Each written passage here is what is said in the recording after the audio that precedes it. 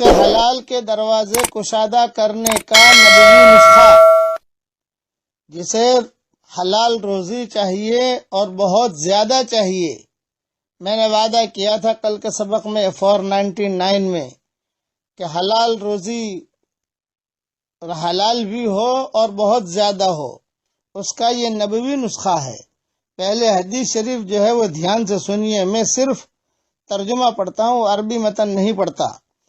امام مالک رحمۃ اللہ علیہ نے حضرت عبداللہ ابن عمر رضی اللہ تعالی عنہما سے روایت کیا ہے کہ ایک روز ایک آدمی حضرت محمد صلی اللہ علیہ وسلم کے دربار میں حاضر ہوا اور عرض کیا کہ یا رسول اللہ صلی اللہ علیہ وسلم، دنیا نے میری طرف سے پیٹھ پھیر لی ہے اور منہ بھی پھیر لیا ہے، یعنی برکت نہیں ہوتی، مال نہیں ملتا، روزی نہیں ملتی، کشادہ نہیں ملتی۔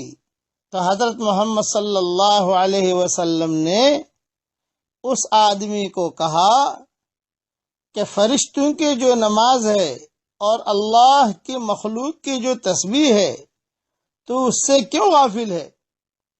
اسی تسبیح کے بدلے ساری مخلوق کو، چرندوں کو، پرندوں کو، مچھلیوں کو، سب کو اسی کے صدقے ان سب کو روزی دی جاتی ہے۔ جب صبح صادق ہو، طلوع ہو، یعنی فجر کی اذان ہو جائے، صبح یہ تسبیح 100 بار پڑھا کرو، 100 مرتبہ پڑھا کرو، یہ فرمایا۔ پھر فرمایا تسبیح بتائی، اب تسبیح میرے ساتھ پڑھ لیجئے، کیا جملے پڑھنے ہیں، بس جو جملے میں کہوں وہی پڑھنا، وہی لکھنا، آگے پیچھے مت بڑھانا۔ سبحان اللہ و بحمدہ، سبحان اللہ العظیم، استغفر اللہ، بس اتنا پڑھنا ہے۔ سبحان اللہ و بحمدہ، سبحان اللہ العظیم، استغفر اللہ۔ حضرت محمد صلی اللہ علیہ وسلم نے آگے ارشاد فرمایا، تأتیک الدنیا صاغرہ، دنیا تیرے پاس ذلیل ہو کر آئے گی۔ بس وہ صحابی نے حضور صلی اللہ علیہ وسلم کا یہ ارشاد سنا اور واپس آتے ہی جو ہے یہ پڑھنا شروع کر دیا۔ بس اس میں 2 چیزیں ہیں، 100 مرتبہ پڑھنا ہے ایک، دوسرا صبح پڑھنا ہے۔ یہ خبر رکھنا، جو حدیث میں جملے ہیں، ایک صبح، جیسے صبح مائیں بہنیں چائے بنانی شروع کرتی ہیں تو اس میں جو ہے صبح اپنا کرنا شروع کر دے، بعض جگہوں پر صبح لسیاں بناتی ہیں خواتین، تو پڑھنا شروع کر دیں۔ اس میں فجر کی سنت اور فرض کے درمیان پڑھنا یہ حدیث میں نہیں آتا ہے، لیکن ہمارے مشائخ جو ہیں یہ لوگوں کو کہتے تھے کہ وہ وقت زیادہ اچھا ہے، اس لیے فجر کی سنت کے بعد پڑھو۔ لیکن فجر کی سنت کے بعد اگر آدمی نہیں پڑھ سکتا، فجر کی نماز کے بعد بھی پڑھ لے تو بھی حرج کی بات نہیں ہے، یا فجر کی سنت سے پہلے پڑھ لے تو بھی حرج کی بات نہیں ہے، یہ ذہن میں رکھیں۔ آج کل پریشانیاں بہت ہیں، یعنی چونکہ میں تو جگ پیر ہوں نا، جگ پیر کا مطلب ہے کہ ساری دنیا میں ہمارا سبق پہنچتے ہیں، تو ہر آدمی بیچارہ، ہر آدمی، ہر لڑکی، ہر مرد، ہر عورت جو ہے وہ اپنے یعنی بات بیان کرتی ہے، میرا یہ ہے، میرا یہ ہے۔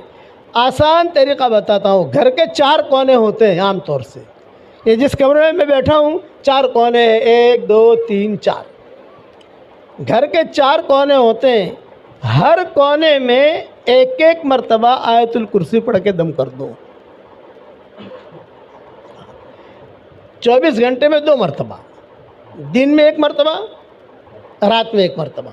اچھا، اللہ نے آپ کو بہت بڑا بنگلہ دیا ہے، ماشاءاللہ، اللہ اور بنگلہ دے اور بہت دے، ہماری دعا ہے آپ کے لیے۔ ہر کمرے میں جا نہیں سکتی، ہر کمرے میں پڑھ نہیں سکتی، آپ ایک کمرے میں پڑھو، اس کا اثر پورے گھر میں چلا جائے گا انشاءاللہ۔ جیسے ہمارا یہ مدرسہ ہے یا کسی کا مکان ہے جو ہے، آپ یہاں بھی پڑھ لو گے تو اس کا اثر آپ کے سب جگہ پہ چلا جائے گا انشاءاللہ۔ یہ حضرت عبد الرحمن ابن عوف کا معمول تھا۔ حضرت عبد الرحمن بن عوف کا یہ عمل تھا، وہ کرتے تھے اور کہتے تھے کہ دیکھو میں کرتا ہوں. حضور نے نہیں بتایا تھا ان کو، یہ تجارب صالحین میں سے آئے گا. ایک تو کہ حضور نے کہا ہو عبد الرحمن بن عوف چاروں کونوں میں آیت الکرسی پڑھ، یہ حضور نے نہیں کہا تھا. حضور صلی اللہ علیہ وسلم نے صرف آیت الکرسی کی فضیلت بیان کی تھی. مغرب کے فجر کے نمازوں کے بعد پڑھا کرو، رات کو سوتے وقت پڑھا کرو، اس کی فضیلت عام بیان کی تھی. لیکن عبد الرحمن بن عوف نے اپنے تجربے سے یہ بات کی تھی. وہ ہر کونے میں اپنے گھر کے پڑھتے تھے. اللہ نے بہت مال دیا، 4 بیویاں بھی دی، اور جب ان کا انتقال ہوا تو اتنا زیادہ پیسہ سونا نکلا ان کے گھر سے کہ اس کو کاٹتے وراثت میں تقسیم کر رہے تھے. کاٹتے کاٹتے ان کی کدالیاں جو تھی ہتھوڑے وہ بھی ٹوٹ گئے، لیکن سونا ختم نہیں ہوا تھا. یہ عبد الرحمن بن عوف. اور ایک جنات کا وظیفہ، جنات بھی صالحین ہوتے ہیں نا. ایک جنات نے کہا کہ بھائی 100 مرتبہ آیت الکرسی زندگی میں 1 مرتبہ پڑھ لو، ایک بیٹھک میں، زندگی میں 1 مرتبہ، روزانہ نہیں، 1000 مرتبہ نہیں پڑھنا، 100 مرتبہ 1 مرتبہ پڑھ لو بیٹھ کر. آدھا گھنٹہ لگے گا، 1 گھنٹہ لگے گا بس. اور پھر ہر نماز کے بعد 1 مرتبہ 2 مرتبہ پڑھتے رہو. تمہاری طرف جنات دیکھے گا بھی نہیں. بولے ہم لوگ دیکھیں گے بھی نہیں تمہاری طرف. یہ بولے اتنا پاورفل ہے. یہ عبد الرحمن بن عوف کیا مال بھی اللہ نے بہت دیا، اور ان کا معمول تھا. یہ میں نے بکھرے موتی میری کتاب ہے، یہ آپ کے ہاسوڑ میں بھی ہوگی، کئی خواتین کے پاس بھی ہوگی، 12-13 جلدیں آ گئی ہیں اس کے الحمدللہ. اس میں میں نے مضمون لکھا ہے کہ عبد الرحمن بن عوف کا یہ معمول رہا تھا کہ اپنے گھر کے چاروں کونوں میں آیت الکرسی پڑھتے تھے.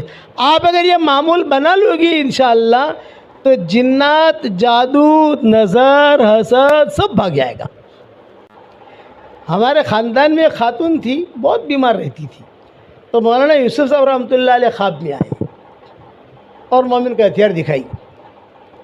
تو بہت پریشان ہے، تجھے کینسر ہے اور بہت ٹینشن میں رہتی ہے، تجھے جو علاج کرانا ہے کرا، لیکن یہ کتاب مضبوطی سے پکڑ لے.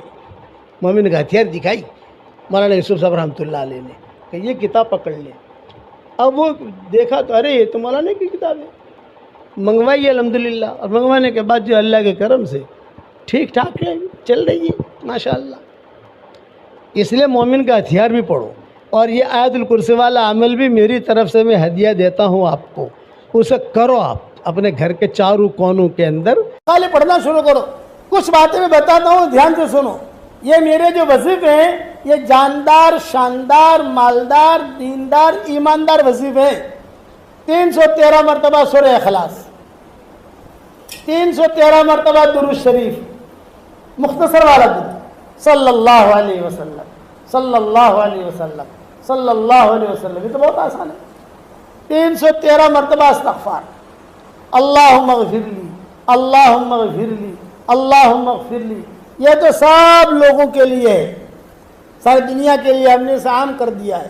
لوگ پڑھ رہے ہیں، فائدہ ہو رہا ہے الحمدللہ، اور کام بھی بن رہے ہیں. اب کچھ تھوڑا سا ہم نے ہماری دکان آگے بڑھائی ہے. بھی دھندا آدمی بڑھاتا ہے نہیں بڑھاتا. لوگ کہتے ہیں کہ مولوی صاحب پہلے تو سورہ اخلاص آپ 100 مرتبہ پڑھاتے تھے، اب بھاؤ بڑھا دیا 313. میں نے کہا تو نے جو مکان خریدا کتنے میں خریدا تھا؟ 25 لاکھ میں. اب کیا بھاؤ آ رہا ہے؟ 2.5 کروڑ. تو میں نے کہا تیرا مکان کا بھاؤ جو بڑھ سکتا ہے تو ہمارا بھی تو بھاؤ بڑھ سکتا ہے. نہیں بڑھ سکتا بھائی بھاؤ تو بڑھتا ہے نا، جتنا پڑھو گے فائدہ ہی فائدہ ہے. اب میں کہتا ہوں کہ اگر اللہ ہمت دے تو 313 مرتبہ سورہ فاتحہ، 313 مرتبہ لا حول ولا قوت الا باللہ. بس روزانہ نہیں پڑھ سکتے، ٹینشن مت لو. ہفتے کا یہ کورس ہے، ہفتے میں تو اتنا پورا کر سکتے ہو نا بھائی.